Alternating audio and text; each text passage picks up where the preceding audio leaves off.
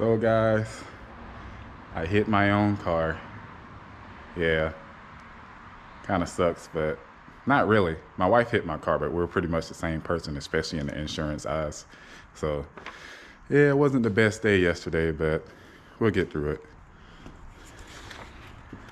Let's walk over here and take a look at this thing. The Ford Focus, Ford Focus. It's my little egg. Ooh, man, look at that. It's nice. Look at it. Starts at the door.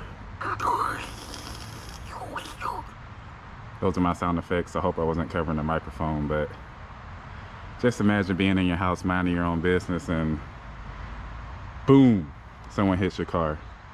Maybe it's somebody backing out of the driveway. Oh, that red car right there. Or maybe it's your other kid, your other child, somebody else who's on the insurance policy. Either way, it's basically considered you or somebody within your household on that same insurance hitting your other car.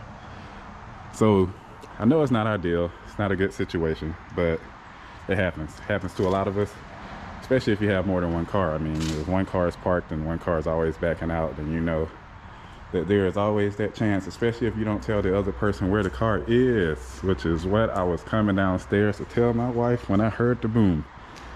So what now? What do I do now? So I did a little research, looked into it, talked to my father-in-law.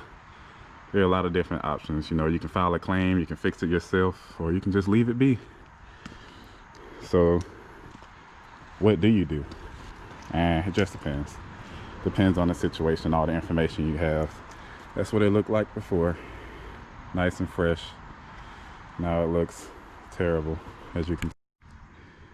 So one of the first steps to take when this happens to you, if you run into your own car, essentially is to play insurance adjuster. Play it yourself, you know, go out, look at it, assess the damage.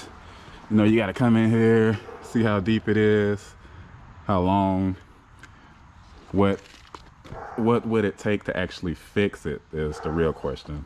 So I look at the size of it. Let me back up a little bit.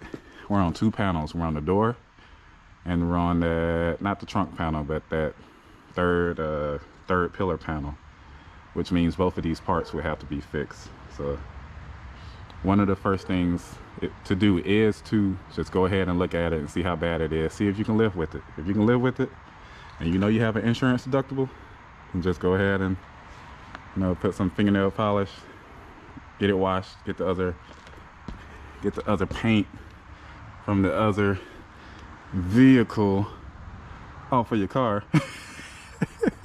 That's my wife's car. But other than that, you're gonna take it to a body shop, take it to a nice body shop. Most car insurance companies use the same body shops around my area, so take it to them and see what they can quote you at. Take it to a shade tree mechanic, somebody that you might end up paying to actually get it fixed if you pay out of pocket. And after that, you're gonna probably go on your phone if you have the app, examine your policy and see what your deductible is. If your deductible is $500, that means you have to pay $500 out of pocket before they even think about fixing that right there. So you have to pay $500. If you have a $0 deductible, that's another story. But your deductible plays a large part in whether you're going to fix it or have them fix it. So once you examine your policy and you see what your deductible is, and you got that quote, let's say they quote you at $700 and your deductible is $500. That would mean you have to come out $200. But you also have to consider the fact that the insurance company is going to try to recoup its money back as soon as possible. So the insurance company is going to come and try to hit you with the fee. You know, right after your policy renews, they may charge you $40 for the next year, which ends up being almost $500. If your out-of-pocket cost is only $200, then it would behoove you to pay for it yourself and not even call the insurance company and alert them to the fact that, hey, I jacked my car up and I depreciated my vehicle by, you know, this many hundreds of dollars. Because if you have an accident later on down the line, they may say, hey, well, we know you had an accident, so we're going to deduct that from your total loss.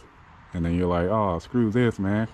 I didn't even make the claim. But if you call and you let them know, then that raises a flag and it lets them know that, hey, this vehicle has damage, even though they didn't make a claim. So if you make a claim on your vehicle, usually they pay for that current accident, that current claim, and not what happened before. So all in all, you're just gonna, you know, just perform not a ratio. What is it? The cost to benefit ratio. If it's gonna cost you $700 up front, for example, and over the next 2 years it's gonna cost you $2,000 in insurance, and go ahead and pay for it yourself. Otherwise, if you have like accident forgiveness or anything like that, then, you know, that's something to look into too, and just get it fixed right on up front. If you can't stand to look at it, like me, I can't really stand to look at it. I am a car guy. I know this isn't a car guy car, but this is where I'm at right now. And that's pretty much it, guys. All in all, you just compare the options and effects that will be asserted towards your insurance policy. So if you make a claim and your insurance goes up for the next 1.5 years, it might cost more to alert them to it and let them fix it for you. But if you can't stand to look at it and you don't have the money, that's always an option. So it's not, like I say, it's not the best day, but it's not the worst, you know. Just get out there and do what you can.